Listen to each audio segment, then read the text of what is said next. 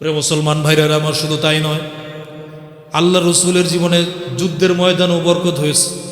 খন্দকের যুদ্ধে সমস্ত সাহাবীদের পেটের মধ্যে পাথর বাঁধা, ক্ষুধার যন্ত্রণায় সাহাবীরা পেটের মধ্যে পাথর বেঁধেছে। মরুভূমির মধ্যে কোদাল দিয়ে মাটির মধ্যে কোপ দিতে পারে না। আল্লাহ রসুল সাল্লাল্লাহু আলাইহি সাল্লাম সাহাবাদের এই দুর্বল অবস্থা দেখে আল্লাহ রসুলের চোখ দিয়ে পানি বের হয়ে গেছে। আল্লাহ রসুল বলে, তোমাদের মধ্যে কে আছে আমাদেরকে মেহমানদারি করবে, এমন কেউ আসো নাকি? একজন সাহাবী ডাক দিয়ে বলে, ইয়া রাসূলুল্লাহ, ও মুখে মেহমানদারি করতে সক্ষম। আল্লাহ রসুল সাল্লাল্লাহু আলাইহি সাল্লাম বলল, যাও তার বাড়িতে গিয়ে বলো আমরা সকল সাহাবীরা আজকে তার বাড়িতে মেহমান হব। কোনো রকমের খবর না দিয়া সমস্ত সাহাবারা সেই বাড়িতে গিয়ে উপস্থিত হয়ে গেছে। সাহাবীর স্ত্রী আল্লাহ রসুল আর সাহাবীদেরকে দেখে আশ্চর্য হয়ে গেছে।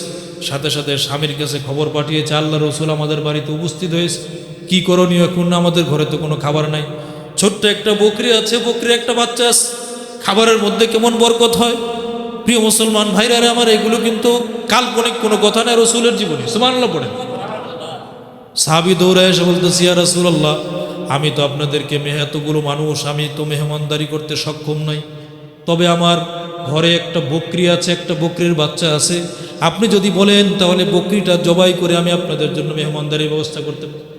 আল্লাহ রসুল সাল্লাল্লাহু আলাইহি সাল্লাম সেখানেও শিক্ষা দিলেন, আদব শিক্ষা দিলেন, না না না, বকরি জবাই করা যাবে না, কারণ ওটার বাচ্চা আছে, সুতরাং বাচ্চাটাকে জবাই করো। এবার সাহাবা সেই বকরির বাচ্চাটাকে জবাই করে কিছু পরিমাণ আটার খামির আছে, সেটা দিয়ে সেইগুলো দিয়ে রুটি বানালো। বকরির বাচ্চাটা দিয়ে গোশত ভুনা করে কিছু পরিমাণ ঝোল দিয়া বকরির বাচ্চা এবং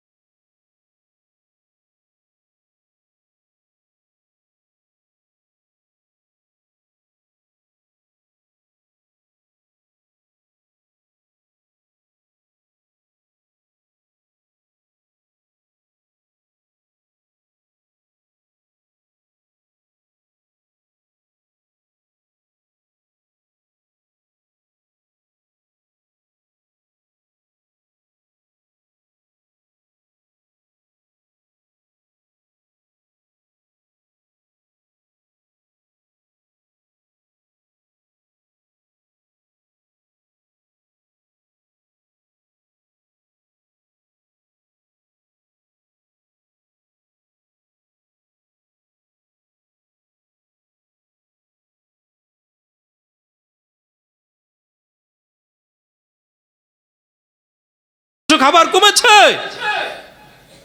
এরপরে পরবর্তীতে আল্লাহ রসুল সাল্লাল্লাহু আলাইহি সাল্লাম আবার খন্দকে যারা কাজ করতেছিল এদেরকে আবার পরবর্তী দলকে ডাকছে, তারাও খাইছে। এরকম করতে করতে 3 দল সাহাবী আইসা পরিপূর্ণ তৃপ্তির সাথে 3 জনের খাবার খেয়ে পরিপূর্ণ তৃপ্তির সাথে খেয়েছে। এটা আল্লাহ রসুল সাল্লাল্লাহু আলাইহি সাল্লামের কাজের বরকত। সুবহানাল্লাহ। গুনাহমুক্ত জিন্দেগি হলে তাদের প্রত্যেকটা কাজে কি হয়? এই কথা কি বিশ্বাস করতে পারবো আমরা? পারবো ইনশাআল্লাহ। প্রত্যেক কাজের শুরুতে বিসমিল্লাহ পড়তে পারবো তো ইনশাআল্লাহ?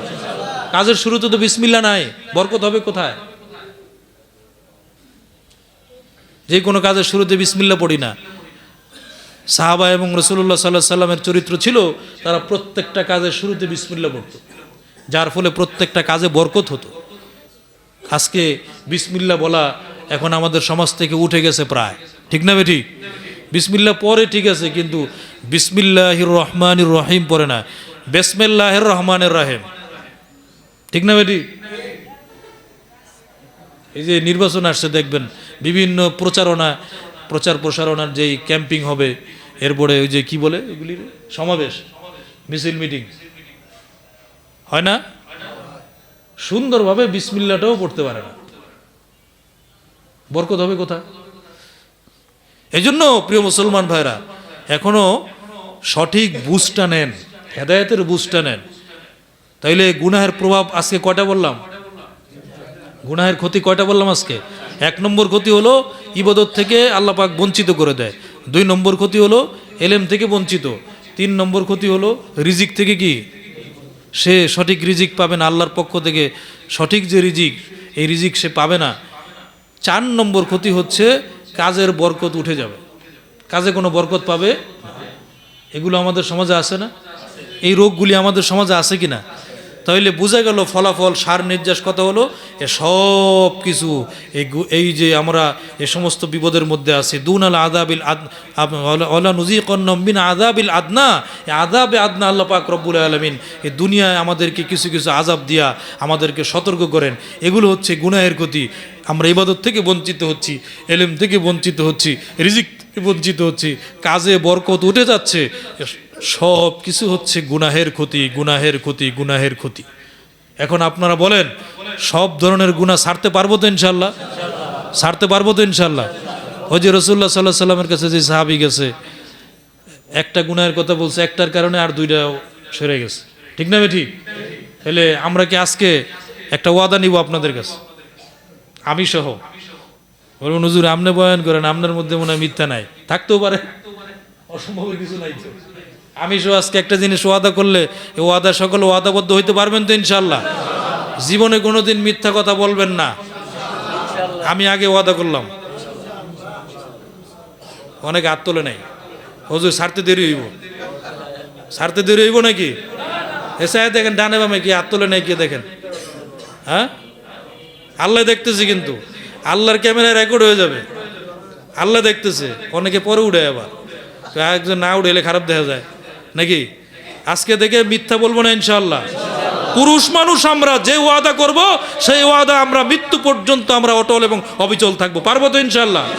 পারবো তো ইনশাআল্লাহ? ইমানের জোর দিয়ে বলেন, জীবনে কোনোদিন মিথ্যা বলবো না। হাত নামান। রাজনৈতিক আপনার প্রভাব আসতেছে না, নেতারা